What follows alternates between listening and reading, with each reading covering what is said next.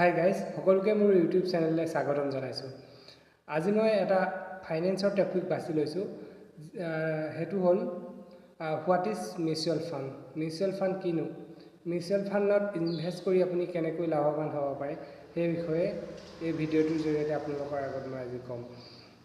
এতিয়ালৈকে যদি মোৰ চেনেলটো ছাবস্ক্ৰাইব কৰি দিয়া নাই, ছাবস্ক্ৰাইব কৰি দিব আৰু লগতে থকা বেল আইকনটো ক্লিক কৰি দিব, যাতে মই দিয়া নতুন নতুন ভিডিঅ'বোৰ আপোনালোকে দেখিবলৈ পায়। বলক এতিয়া ভিডিঅ'টো ষ্টাৰ্ট কৰোঁ।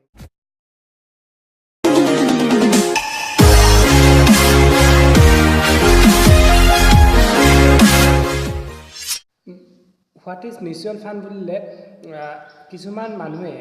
কেইজনমান মানুহে লগ হৈ একেলগে কোনো এটা ঠাইত বা এটা কোম্পানীত ইনভেষ্ট কৰি দিয়াকে মিউচুৱেল ফাণ্ড বুলি ক'ব পাৰি। আমি মিউচুৱেল ফাণ্ডৰ থ্ৰুৱেদি ষ্টক মাৰ্কেটতে ইনভেষ্ট কৰোঁ। আমি মিউচুৱেল ফাণ্ডৰ যিটো কোম্পানীত ইনভেষ্ট কৰোঁ সেই কোম্পানীটোৱে কি কৰে, হাইলি প্ৰফেশ্যনেল কিছুমান মেনেজাৰ হায়াৰ কৰি আনে, যাতে লাভ কৰিব পাৰে। ষ্টক মাৰ্কেটৰ তেওঁলোকৰ জ্ঞান থাকে যে কোনটো ষ্টক কিনিলে লাভ হ'ব, কোনটো ষ্টকত লছ হ'ব পাৰে, সেইবোৰ জানে। আৰু সেই অনুসৰি আমাৰ পইচাটো কি কৰে, তেওঁলোকে বেলেগ বেলেগ ষ্টক কিনি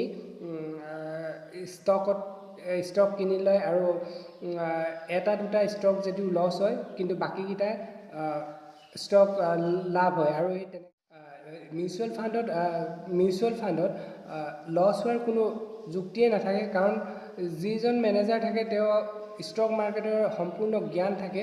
তেওঁ এটা বা দুটা লছ হ'লেও বাকীকেইটা ষ্টক কিন্তু লাভ হয়। আৰু সেইকাৰণে ষ্টক মাৰ্কেট একদম কোনো ক্ষেত্ৰতে মিউচুৱেল ফাণ্ডত কোনো ক্ষেত্ৰতে লছৰ সন্মুখীন নহয়। মিউচুৱেল ফাণ্ড খুলিবলৈ আমাক ডিমেট একাউণ্টৰ প্ৰয়োজন নাই। SIP থ্ৰুৱেদি আমি মিউচুৱেল ফাণ্ডত ইনভেষ্ট কৰিব পাৰোঁ।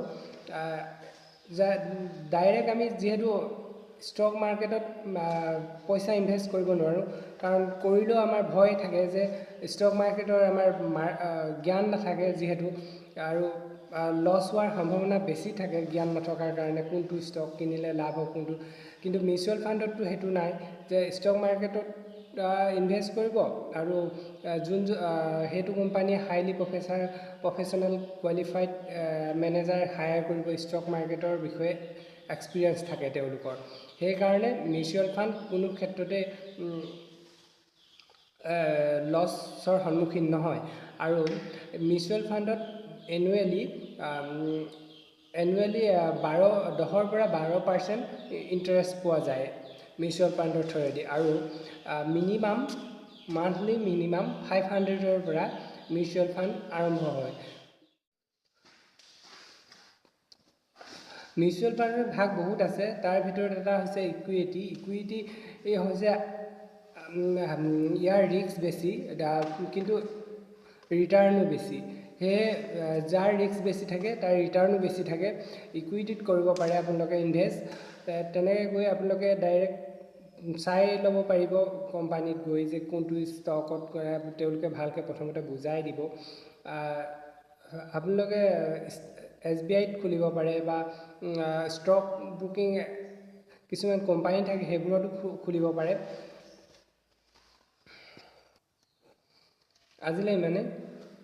মোৰ ভিডিঅ'টো যদি ভাল লাগিলে লাইক কৰিব, কমেণ্ট কৰিব আৰু শ্বেয়াৰ কৰিবলৈ নাপাহৰিব।